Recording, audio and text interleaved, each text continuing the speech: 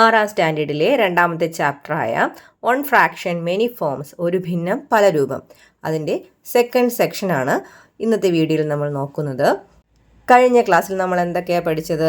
1/4, 1/3, 1/2 തുടങ്ങിയ നമ്പേഴ്സൊക്കെ തുടങ്ങിയ ഫ്രാക്ഷൻസൊക്കെ നമുക്കുണ്ടെങ്കിൽ അവയുടെ ഡിഫറെൻറ്റ് ഫോംസ് നമ്മൾ എഴുതാൻ പഠിച്ചു. എങ്ങനെയാണ് നമ്മൾ എഴുതാൻ പഠിച്ചത്? അതിൻ്റെ ന്യൂമറേറ്ററിനെയും ഡിനോമിനേറ്ററിനെയും അംശത്തിനെയും ഛേദത്തിനെയും ഒരേ നമ്പർ കൊണ്ട് മൾട്ടിപ്ലൈ ചെയ്യുമ്പോൾ ഗുണിക്കുമ്പോൾ നമുക്ക് ഡിഫറെൻറ്റ് ഫോംസുകൾ കിട്ടിക്കൊണ്ടിരിക്കും അല്ലേ? അതാണ് നമ്മൾ കഴിഞ്ഞ ക്ലാസ്സിൽ പഠിച്ചത്.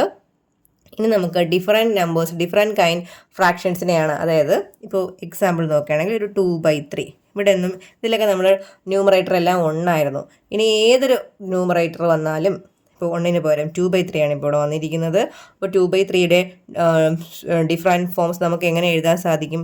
നേരത്തെ ചെയ്ത അതേ പ്രോസസ്സ് തന്നെയാണ്. ന്യൂമറേറ്ററിനെ എന്തുകൊണ്ട് ഇൻഡ് ചെയ്യുക? 2 ആണെങ്കിൽ 2, 3 ആണെങ്കിൽ 3, ഏതെങ്കിലും ഒരു നമ്പർ കൊണ്ട് ഇൻഡ് ചെയ്താൽ മതി. ഇപ്പോൾ 2 ആണെങ്കിൽ ആ 2 കൊണ്ട് തന്നെ മുകളിലും താഴെ മൾട്ടിപ്ലൈ ചെയ്യുക. ഇപ്പോൾ 4 എന്ന് വരും. താഴെ മൾട്ടിപ്ലൈ ചെയ്യുമ്പോൾ 6 എന്ന് വരും. ഇപ്പോൾ ഈ 4/6 2/3യുടെ എന്താണ്? സെയിം 2/3യുടെ ഡിഫറെൻറ്റ് ഫോമാണ്. ഓക്കെ, ഇനി 2/3യുടെ അടുത്ത ഡിഫറെൻറ്റ് ഫോം കിട്ടണമെങ്കിൽ എന്തുകൊണ്ട് നമ്മൾ മൾട്ടിപ്ലൈ ചെയ്യണം? 3 കൊണ്ട് മൾട്ടിപ്ലൈ ചെയ്യുക. കണ്ടോ, 6/9. ഇതും മറ്റൊരു ഡിഫറെൻറ്റ് ഫോമാണ്. അപ്പോൾ നമുക്കിത് എങ്ങനെ പറയാം? Multiplying the numerator and denominator of a fraction by the same natural number. ഒരേ എണ്ണൽ സംഖ്യ കൊണ്ട് അംശത്തിനെയും ഛേദത്തിനെയും നമ്മൾ ഗുണിക്കുകയാണെങ്കിൽ നമുക്ക് എന്ത് കിട്ടുന്നത്? Gives A form of the same fraction. ഈ ഫ്രാക്ഷൻ്റെ തന്നെ, സെയിം ഫ്രാക്ഷൻ്റെ തന്നെ മറ്റൊരു രൂപം, സെയിം ഭിന്നത്തിൻ്റെ, അതേ ഭിന്നത്തിൻ്റെ തന്നെ മറ്റൊരു രൂപം നമുക്ക് കിട്ടുന്നതായിരിക്കും. അപ്പോൾ നമ്മൾ പഠിച്ച കാര്യങ്ങൾ വെച്ച് പേജ് നമ്പർ 26 ഒരു ടേബിൾ കൊടുത്തിട്ടുണ്ട്. ആ ടേബിൾ നമുക്ക് ഫില്ല് ചെയ്യാം. Fill up the following table by multiplying the numerator and denominator by a number. Table അപ്പോൾ ഞാൻ വരച്ചിട്ടുണ്ട്. നമുക്ക് നോക്കാം. ഒന്നാമത്തെ കോളത്തിൽ ഫ്രാക്ഷൻ ഭിന്നമാണ് തന്നിരിക്കുന്നത്. അടുത്തത് മൾട്ടിപ്ലയർ ആണ്. അതായത് ഏത് നമ്പർ കൊണ്ടാണോ നമ്മൾ ഗുണിക്കേണ്ടത് ആ നമ്പറാണ് മൾട്ടിപ്ലൈ ചെയ്യേണ്ടത്. ന്യൂമറേറ്റർ അംശം, ഡിനോമിനേറ്റർ ഛേദം, അനദർ ഫോം മറ്റൊരു രൂപം, 2/3യുടെ മറ്റൊരു രൂപം. നോക്കൂ, 2/3യെ മൾട്ടിപ്ലൈ ചെയ്യേണ്ടത് എന്തുകൊണ്ടാണ്? 4 കൊണ്ട്. അപ്പോൾ 4 കൊണ്ട് മുകളിൽ ന്യൂമറേറ്ററിനെ മൾട്ടിപ്ലൈ ചെയ്യുമ്പോൾ 8 എന്ന് കിട്ടും. ഓക്കെ, 4 കൊണ്ട് 3യെ മൾട്ടിപ്ലൈ ചെയ്യുമ്പോൾ എന്ത് കിട്ടും? ഡിനോമിനേറ്റർ 12 എന്ന് കിട്ടും. അപ്പോൾ 2/3യുടെ മറ്റൊരു ഫോം എന്താണ്? 8 മുകളിലും എഴുതുക, 12 താഴെ എഴുതുക, 8/12. ഓക്കെ, അടുത്ത 2/3യെ എന്തുകൊണ്ട് മൾട്ടിപ്ലൈ ചെയ്യാനാണ് തന്നിരിക്കുന്നത്? 6 കൊണ്ട് അല്ലേ? അപ്പോൾ 6 കൊണ്ട് 2നെ മൾട്ടിപ്ലൈ ചെയ്യുമ്പോൾ 6 × 2, 6 × 2 എത്രയാണ്? എഴുതാമേ ഞാൻ. 6 × 2 എത്രയാണ്? 12. അപ്പോൾ ന്യൂമറേറ്റർ എത്രയാണ്? 12 എന്ന് കിട്ടും. അതുപോലെ 6 കൊണ്ട് ഡിനോമിനേറ്ററായ 3യെ മൾട്ടിപ്ലൈ ചെയ്യുമ്പോഴോ 6 × 3 എത്രയാണ്? 18 എന്ന് കിട്ടി അല്ലേ? അപ്പോൾ നമുക്ക് തന്നിരുന്ന ഫ്രാക്ഷനായ 2/3യുടെ മറ്റൊരു രൂപം നമുക്ക് എങ്ങനെ എഴുതാം? 12 ന്യൂമറേറ്റർ മുകളിൽ എഴുതുക, ഡിനോമിനേറ്റർ 18 എന്ത് എഴുതുക? താഴെയും എഴുതുക.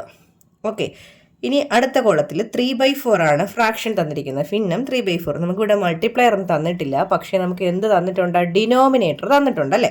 അപ്പോൾ ഇവിടുത്തെ ഡിനോമിനേറ്റർ എത്രയായിരുന്നു? ഫ്രാക്ഷൻ്റെ 3/4 ആയിരുന്നു അല്ലേ? 4 ആയിരുന്നു ഛേദം. ആ ഛേദമാണ് എത്രയായിട്ട് മാറിയത്? 12 ആയിട്ട് മാറിയത്. അതായത് 4നെ എത്ര കൊണ്ട് മൾട്ടിപ്ലൈ ചെയ്യുമ്പോഴാണ് 12 കിട്ടുന്നേ? 3 കൊണ്ട് മൾട്ടിപ്ലൈ ചെയ്യുമ്പോഴല്ലേ 12 കിട്ടുന്നേ? 4 × 3 അല്ലേ 12. അപ്പോൾ ഇവിടെ എന്തുകൊണ്ടാണ് മൾട്ടിപ്ലൈ ചെയ്യേണ്ടത്? മൾട്ടിപ്ലയർ ഏതാണ്? 3. ഓക്കെ, അപ്പോൾ 3 കൊണ്ട് ന്യൂമറേറ്ററിനെ മൾട്ടിപ്ലൈ ചെയ്തേ 3 × 3. 3 × 3 എത്രയാണ്? 9. ഇത് നമുക്ക് എഴുതേണ്ട ആവശ്യമില്ല. 3 × 4 ആണ് 12. അപ്പോൾ ഈ 3/4 എങ്ങനെയായിട്ട് മാറും? 3/4 ഈക്വൽസ് പുതിയ ഫ്രാക്ഷൻ ഏതാണ്? ന്യൂമറേറ്റർ എത്ര എടുക്കുക? 9. ഡിനോമിനേറ്റർ എത്ര എടുക്കുക? 12. ഓക്കെ, ഇനി 3/4 തന്നെയാണ്. എൻ്റെ ന്യൂമറേറ്റർ എത്ര തന്നിരിക്കുന്നു? 12 തന്നിരിക്കുന്നു. ന്യൂമറേറ്റർ 12 ആണെങ്കിൽ ഇവിടെ ന്യൂമറേറ്റർ എത്രയാണ്? 3 ആണ്. ആവശ്യം എത്രയാണ്? 3 ആണ്. അപ്പോൾ 3യെ എത്ര കൊണ്ട് ഇൻഡ് ചെയ്താലാണ് 12 കിട്ടുന്നത്? 4 കൊണ്ട് ഇൻഡ് ചെയ്താലാണ് 12 കിട്ടുന്നത് അല്ലേ? അപ്പോൾ ഇവിടെ നമ്മൾ എടുക്കേണ്ട മൾട്ടിപ്ലയർ ഏതാണ്? 4 ആണ്. 4 × 3 ആണ് 12. ഇനി അതേ 4 കൊണ്ട് നമുക്ക് എന്തിനെ ഇൻഡു ചെയ്യാം? ഡിനോമിനേറ്ററിനെ ഇൻഡു ചെയ്യാം. ഡിനോമിനേറ്റർ എത്രയാണ്? 4. അപ്പോൾ 4 × 4 എത്രയാണ്? 16. ഇപ്പോൾ ഫ്രാക്ഷൻ എങ്ങനെ മാറും? 3/4 ആയിരുന്നു ഫ്രാക്ഷൻ. ന്യൂമറേറ്റർ 12 എന്ന് എഴുതുക, ഡിനോമിനേറ്റർ എത്രയാണ്? 16. 12/16. ഇവിടെ ഞാൻ 10/15 എന്നൊരു ഫ്രാക്ഷൻ എഴുതിയിട്ടുണ്ട്. 15ൽ 10 എന്നൊരു ഭിന്നം. അപ്പോൾ ഇതിൻ്റെ മറ്റൊരു ഫ്രാക്ഷൻ കണ്ടുപിടിക്കാൻ നമ്മൾ പഠിച്ചു. എങ്ങനെയാണ്? മുകളിലും താഴെയും ഒരേ നമ്പർ കൊണ്ട് ഇൻഡു ചെയ്യുക. അപ്പോൾ ഇൻഡു ചെയ്യുമ്പോൾ നമുക്ക് കിട്ടുന്ന ഫ്രാക്ഷൻ എല്ലാം എന്തായിരിക്കും? ഈ തന്നിരിക്കുന്ന ഫ്രാക്ഷനേക്കാളും തന്നിരിക്കുന്ന ഭിന്നത്തിനേക്കാളും വലിയ ഒരു ഫ്രാക്ഷൻ ആയിരിക്കും നമുക്ക് കിട്ടുന്നത്, കൂടിയ ഫ്രാക്ഷൻ. നമുക്കിനി ഇതിനേക്കാളും ചെറിയ രൂപത്തിലും ആക്കാൻ പറ്റുമോ എന്ന് നോക്കിയാലോ. നമുക്ക് ഈ 10/15 ചെറിയ രൂപത്തിലേക്ക് ഇതിനേക്കാളും ചെറുതായിട്ടുള്ളതിനൊക്കെ ആക്കാൻ പറ്റുമോ എന്ന് നമുക്ക് നോക്കാം. വലുതിലോട്ടാക്കാൻ നമ്മൾ എന്ത് ചെയ്യും? മൾട്ടിപ്ലൈ ചെയ്യുമ്പോൾ വലിയ ഫ്രാക്ഷൻ കിട്ടും അല്ലേ. ഇനി ചെറുതിലാക്കാൻ വേണ്ടി എന്താ ചെയ്യേണ്ടത്? ഈ 10 മുകളിലുണ്ട്, 15 താഴെയുണ്ട്. ഇത് രണ്ടും ഏതെങ്കിലും നമ്മൾ ടേബിൾസ് പഠിച്ചല്ലോ, ഗുണനപ്പട്ടിക പഠിച്ചിട്ടില്ലേ? ഏതിൻ്റെ ഗുണനപ്പട്ടികയിൽ 10 ഉണ്ട്? 5ൻ്റെ ഗുണനപ്പട്ടികയിൽ എന്തുണ്ട്? 10 ഉണ്ട്. അതുപോലെ 5ൻ്റെ ഗുണനപ്പട്ടികയിൽ ടേബിളിൽ 15 ഉണ്ട് അല്ലേ. അപ്പോൾ കോമൺ ആയിട്ടൊരു നമ്പർ ടേബിൾസിൽ വരും അല്ലേ. അങ്ങനെ വന്നു കഴിഞ്ഞാൽ നമുക്കതിനെ എന്ത് ചെയ്യാം? ചെറുതാക്കി ചെറിയ ഫോമിലോട്ട് മാറ്റാം. ഓക്കെ, അതായത് 10ന് നമുക്ക് എങ്ങനെ എഴുതാൻ പറ്റും? 10 എന്ന് പറഞ്ഞാൽ എന്താണ്? 2 × 5 ആണ്. ഓക്കെ, അതുപോലെ 15 എന്ന് പറഞ്ഞാൽ എത്രയാണ്? 3 × 5 ആണ്. അതായത് 10ലും ഒരു 5 ഉണ്ട്, 15ലും എന്തുണ്ട്? ഒരു 5 ഉണ്ട്. അതായത് 10ലും 15ലും കോമൺ ആയിട്ട് ആരുണ്ട്? 5 ഉണ്ട് അല്ലേ. അപ്പോൾ 10/15 10നെ 5 കൊണ്ട് ഡിവൈഡ് ചെയ്താൽ 2 എന്ന് കിട്ടും, 15നെ 5 കൊണ്ട് ഡിവൈഡ് ചെയ്താൽ എന്ത് കിട്ടും? 3 എന്ന് കിട്ടും. അപ്പോൾ 10/15 ചെറുതായിട്ടുള്ള ലോവസ്റ്റ് ആയിട്ടുള്ള ഒരു ഫ്രാക്ഷൻ നമുക്ക് കിട്ടിയില്ലേ. ഇങ്ങനെ നമുക്ക് എന്ത് ചെയ്യാൻ പറ്റും? ഒരു ഫ്രാക്ഷൻ്റെ മറ്റൊരു ഫോം എഴുതാൻ പറ്റും. എങ്ങനെയുള്ള ഫോം ആയിരിക്കണം? ചെറിയ ഫോം എഴുതാൻ പറ്റും. എന്ത് ചെയ്താൽ മതി? രണ്ടിലും കോമൺ ആയിട്ട് വരുന്ന നമ്പർ ഏതാണോ, അത് കോമൺ ആയിട്ട് വരുന്ന കോമൺ ടേബിളിൽ വരുന്ന നമ്പർ ഏതാണോ അതുകൊണ്ട് ഡിവൈഡ് ചെയ്ത് മാറ്റിയാൽ മതി. ഡിവൈഡ് ചെയ്ത് ചെറുതാക്കാം കേട്ടോ. അതുപോലെ മറ്റൊരു നമ്പറിനെ ഞാൻ നോക്കാം. എന്താണ്? 18/24 എന്ന ഫ്രാക്ഷൻ. ഇതിനെ നമുക്ക് എങ്ങനെ ലോവസ്റ്റ് ഫോമിൽ എഴുതാം, ചെറുതാക്കാം? നമുക്ക് 18 ഏതിൻ്റെ ടേബിളിലുണ്ട്? 2ൻ്റെ ടേബിളിലുണ്ട്. എത്ര 2s ആണ് 18? 9 2s ആണ് 18. ഇതാ ഇങ്ങനെ പറയാം. 18 എന്ന് പറഞ്ഞാൽ 9 2s ആണ് 18. ഓക്കെ, 24 എങ്ങനെ എഴുതാം? 24 എന്ന് പറഞ്ഞാൽ 2ൻ്റെ ടേബിൾ, അതായത് 2 × 12 12 × 2 ആണ് 24. 2 12 എത്രയാണ്? 24 അല്ലേ. അപ്പോൾ 18/24 നമുക്ക് 18നെ 2ൻ്റെ ടേബിൾ പറഞ്ഞു നോക്കിയാൽ എത്ര 2s ആണ് 18? 9 2s ആണ് 18. എത്ര 2s ആണ് 24? 12 2s ആണ് 24. അപ്പോൾ ചെറുതായി. പക്ഷേ എന്താ പ്രത്യേകത? ഇതിന് നമുക്ക് ഇനി എന്താ ചെയ്യാൻ പറ്റും? ചെറുതാക്കൂടെ. ഇതിനെ ഇനിയും നമുക്ക് ചെറുതാക്കാം. കാരണം 9 എന്ന് പറയുന്നത് 3യുടെ ടേബിളിലും ഉണ്ട്, 12 എന്ന് പറയുന്നത് എന്തിലുണ്ട്? 3യുടെ ടേബിളിലുണ്ട് അല്ലേ. 9നെ നമുക്ക് എങ്ങനെ എഴുതാം? 3 × 3 എന്ന് എഴുതാം. 12നെ നമുക്ക് എന്ത് എഴുതാം? 4 × 3 എന്ന് എഴുതാം. അതായത് ഇതിലും 9ലും 12നും കോമൺ ആയിട്ട് ആരുണ്ട്? 3 ഉണ്ട് അല്ലേ. അപ്പോൾ 9നെ 3 വെച്ച് ഡിവൈഡ് ചെയ്യുമ്പോൾ നമുക്ക് എന്താ കിട്ടുന്നത്? 3 3s are 9.